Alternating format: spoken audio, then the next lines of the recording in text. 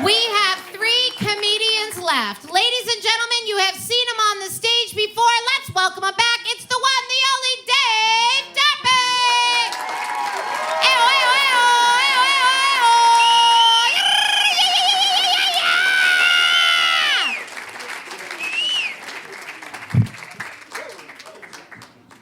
There we go. Thank you. Thank you. Hi, Mike. Hey, Dave. Hey, hi. Good. Nice you're with me. How's everybody doing, all right? Oh. Nice. I'm good, thanks for asking. It's all about you, huh?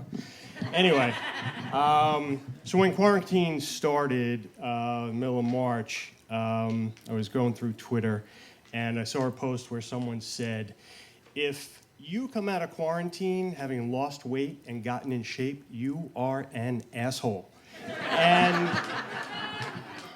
And I thought, you know what? I want to be that asshole. So it was like maybe a Tuesday or Wednesday. It was the beginning of the week, and I said, you know what? Starting next Monday, I am going to get in shape. Look, I mean, I had to be honest with myself. I had to do the farewell tour. There was ice cream to eat, there was pizza, there was bagels, and lots of pasta. So I needed a couple days there. I couldn't go cold turkey.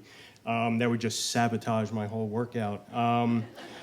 So bright and early Monday morning, I decided I'm going to get in the basement. I had ordered Beachbody on demand. I was scrolling. I was scrolling through all the workouts that they had, and I was trying to figure out which one to start with. And the first one I saw was something called Mace de Mas, and that was all in Spanish, and that was right out. I had no idea what to do there.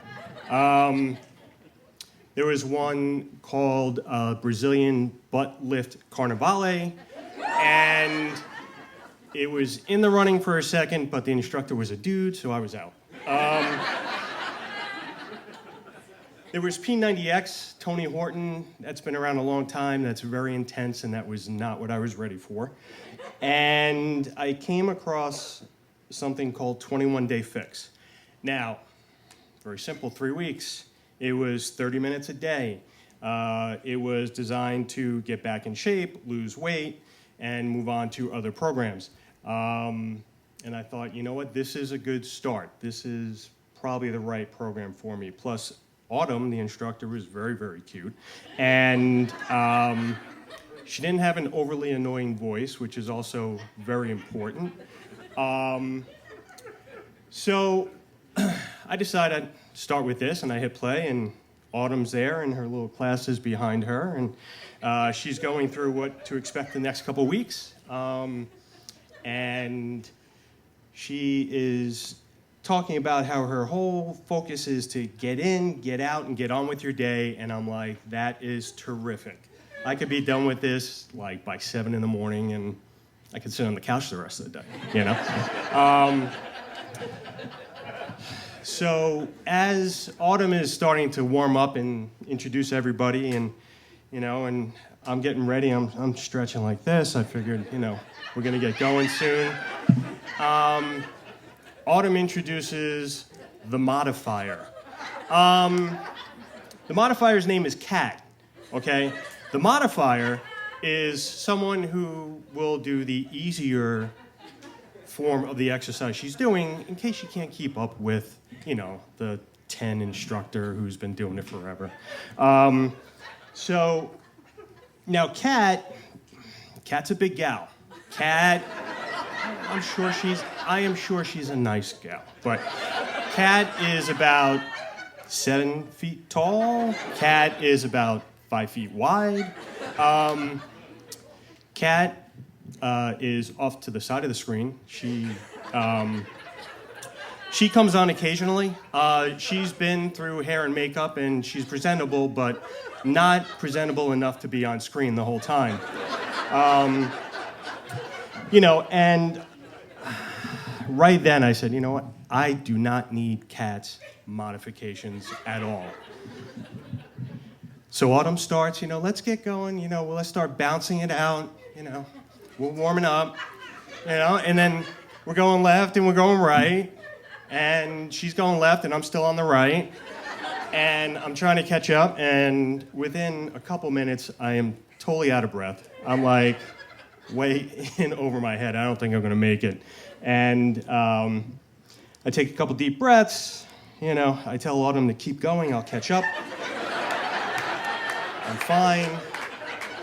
So I get back in the routine, I'm moving forward, backwards, I'm bending, I'm reaching for the ceiling, I'm wishing I wore a longer t-shirt, and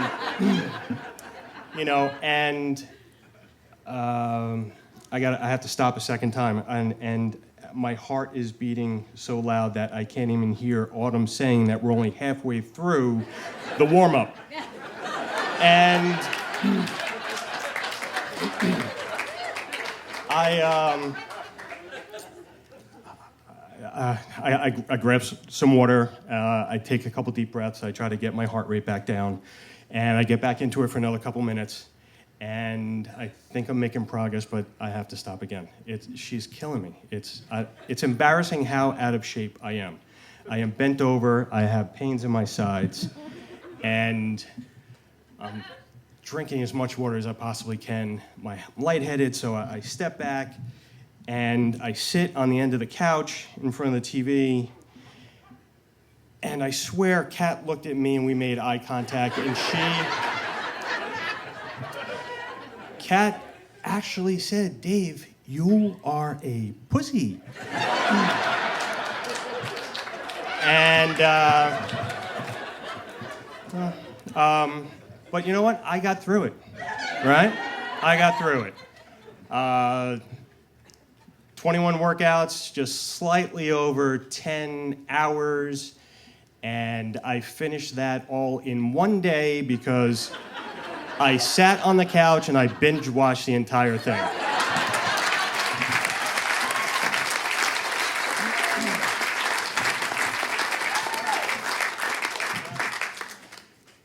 I am addicted to Facebook.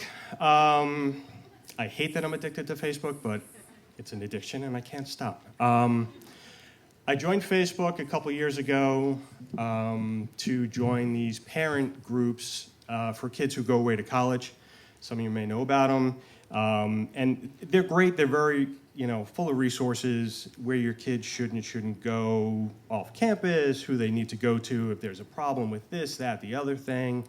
But the reason why I really keep following it now that my daughter's a couple years into college, and it's the helicopter parenting that you see in these groups that annoys me and brings me back for more every day.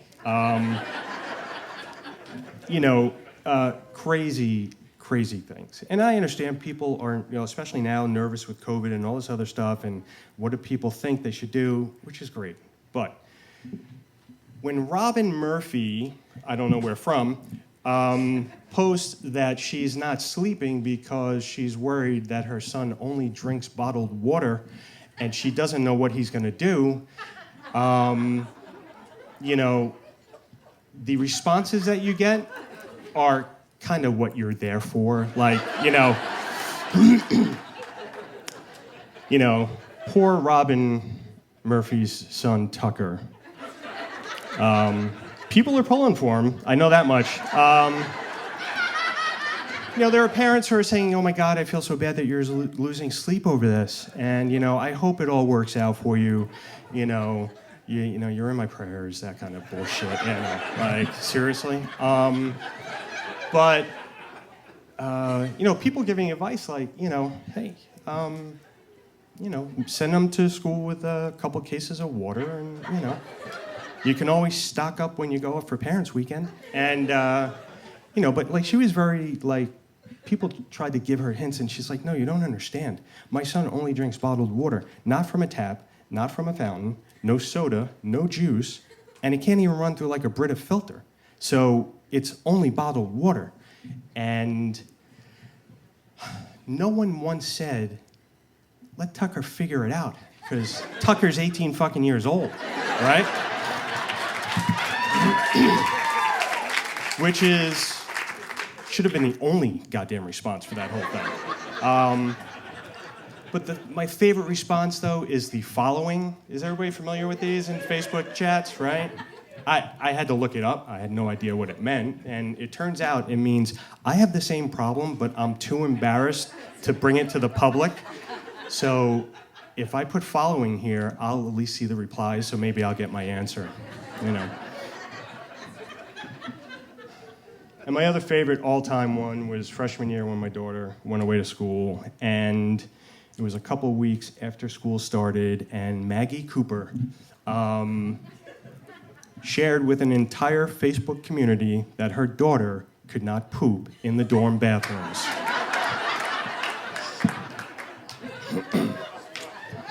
Now, might be a little bit too much information out there, but she didn't know what to do. She was worried for her daughter. I think we were all worried for her daughter.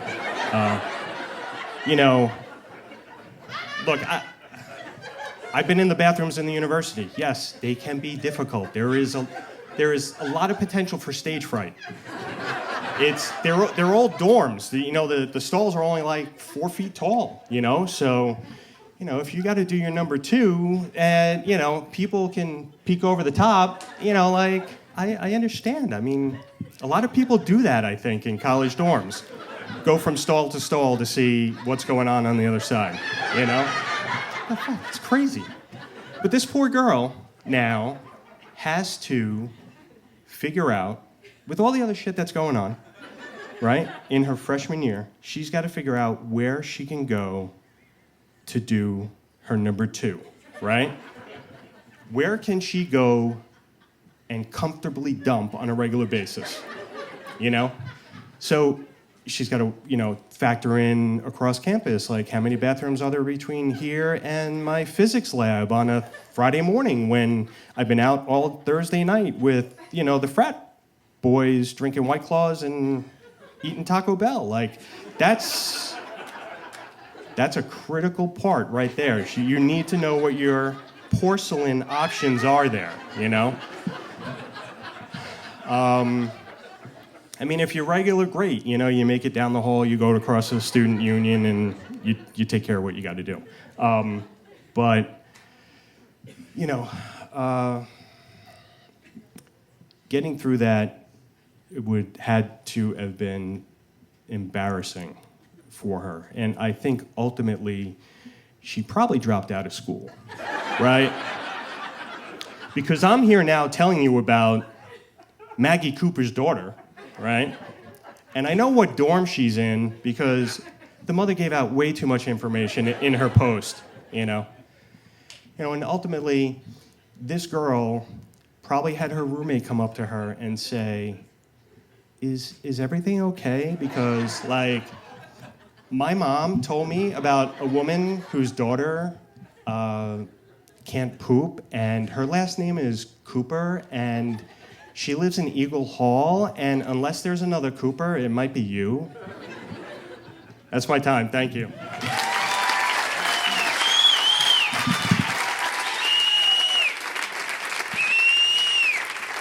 There he goes. Nice, Dave. I'm just saying, how many of you are from Ridgefield? Kind of sounds like Maggie Cooper lives here, doesn't it? I'm just saying.